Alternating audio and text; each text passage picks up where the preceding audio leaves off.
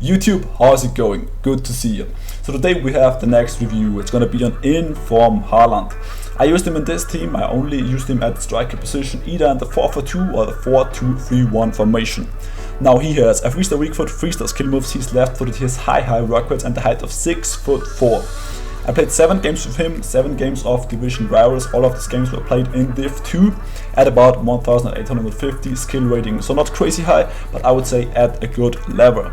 Now if we take a closer look at his in-game stats, we can see that he has very good pace, fantastic shooting stats. Unfortunately not the best passing and not the best dribbling.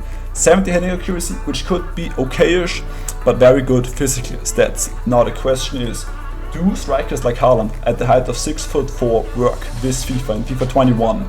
I'm gonna tell you now, let's jump into the clips. Alright, so let's start with the chemistry style. I would apply on him and the traits he has. So I think you only have 2 options regarding the chemistry style. It's either the ancient or the hunt chemistry style. I personally like the ancient chemistry style slightly more. I tested him with both, but I think you can also use a hunt on him without a doubt. Now, to his traits, unfortunately he doesn't have any traits, so I guess we move on. So let's start with his pace, which was very good. It does take him some time to get to his full sprint speed, but if he does, he is like very hard to stop.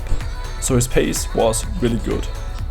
Also quickly to his physicality, so in the history of FIFA I think tall and fast players were always kinda OP, and you basically get the same thing with Haaland. If he gets going, he's also very hard to get off the ball because he has very good strength and aggression.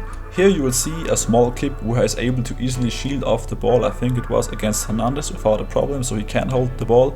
But I don't think that it's that good this year, shielding in general, so you're gonna see a clip here where he loses the ball very easily, and I'm pretty sure I was holding the shielding button. So it's good with Haaland, but it's not amazing. His strength was still very good though.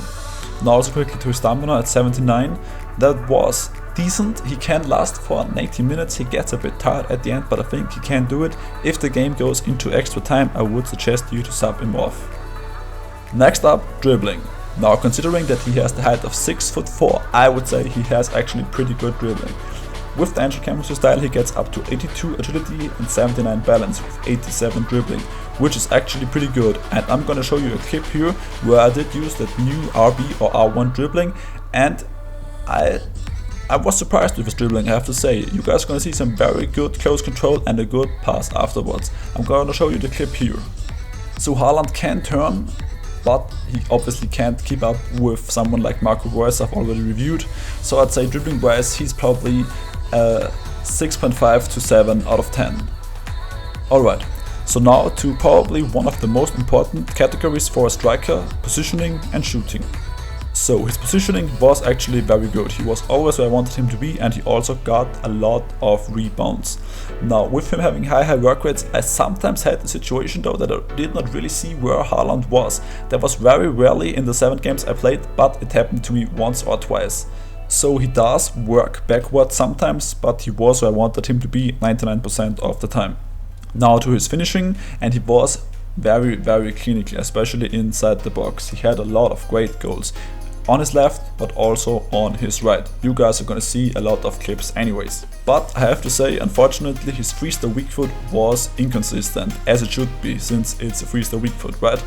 So he scored some very good goals on his right, but he also missed a lot of good opportunities with it. You guys, as I said before, are gonna see the clips here.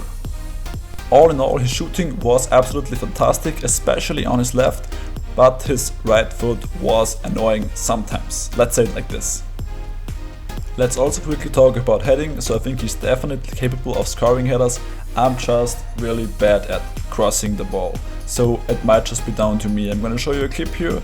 All in all, I think heading is not his biggest strength, but with the height of 6'4", 71 jumping, you're gonna get to those headers, and with 70 heading accuracy he might also score those. Was just my fault to not score a single header, in my opinion. At last to his passing, which was surprisingly decent. Might be down to the ancient chemistry style, but I'm gonna show you another clip here, a pass with his right to Kingsley Coman that was absolutely perfect. I didn't have a single problem with his passing, so I think his passing is fine. It's not great, but it gets a job done up front, especially if you use the ancient chemistry style. Now to the conclusion. So is Erling Haaland worth about 300,000 coins on Xbox or PlayStation? I want to say yes, but I have to say no. I would prefer a striker with the height of 5'8" to 5'10". I think 6'4" is quite a bit too much. The next problem would be the 3-star skills or the 3-star weak foot. I like my striker to at least have a 4-star weak foot.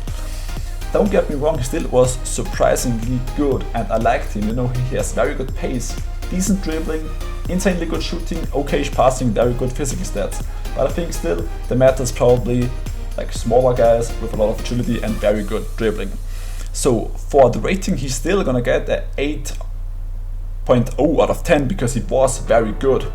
I scored 13 goals in 7 games with him, like nearly in Div 1, so he has to be very good.